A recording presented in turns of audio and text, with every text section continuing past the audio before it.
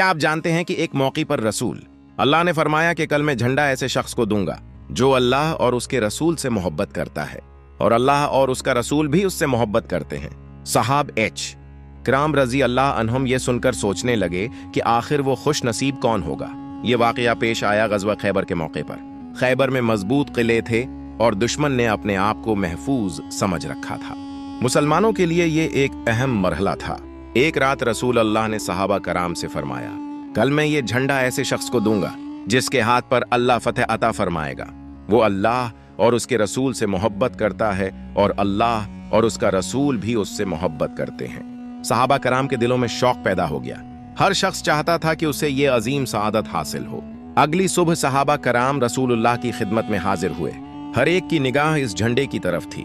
हजरत उमर रदी अल्लाह अन्हु फरमाते हैं कि मुझे कभी किसी जिम्मेदारी की इतनी ख्वाहिश नहीं हुई जितनी इस दिन हुई।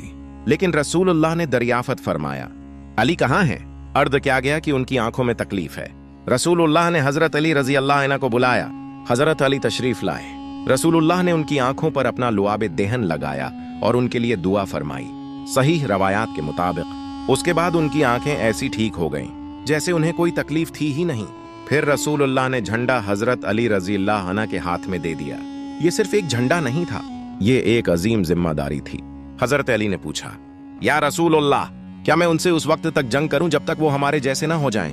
रसूलुल्लाह ने उन्हें एक बहुत अहम नसीहत फरमाई कि पहले उन्हें इस्लाम की दावत देना और इन्हें अल्लाह के हुकूक से आगाह करना। फिर फरमाया कि अल्लाह की कसम, अगर अल्लाह तुम्हारे जरिए एक शख्स को भी हदायत दे दे तो ये तुम्हारे लिए सरख ऊंटों से बेहतर है। हजरत अली रजी अल्लाह अन्हु आगे बढ़े। इनके हाथ में रसूल अल्लाह का दिया हुआ झंडा था। सामने खैबर के मजबूत किले थे, लेकिन हजरत अली के दिल में अपने रब पर यकीन था। ये जंग सिर्फ ताकत का मुकाबला नहीं थी, ये इताअत, ईमान और साबित कदमी का इम्तिहान भी था। हजरत अली ने रसूल अल्लाह की हदायत को सामने रखा। फिर मुसलमानों ने खैबर के कुल्लाओं का मुकाबला किया।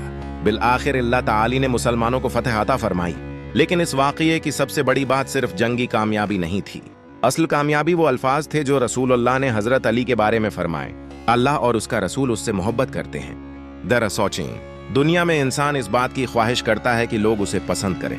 कोई चाहता है कि लोग उसकी इज्जत करें, कोई चाहता है कि उसका नाम मशहूर हो। लेकिन हजरत अली रजी अल्लाह अन्हु के लिए इससे कहीं बढ़कर एजाज क्या हो सकता था कि रसूल अल्लाह ने उनके बारे में फरमाया कि अल्लाह और उसका रसूल उनसे मोहब्बत करते हैं। और इस वाक़ये में हमारे लिए एक और अजीम सबक भी है।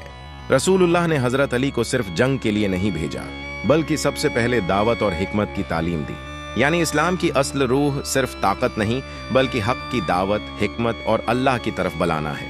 हजरत अली रजी अल्लाह अन्हु की जिंदगी हमें यह सबक देती है कि इंसान कितना ही बहादुर क्यों ना हो, असल कामयाबी अल्लाह की इताअत और रसूल अल्लाह की इत्तिबा में है।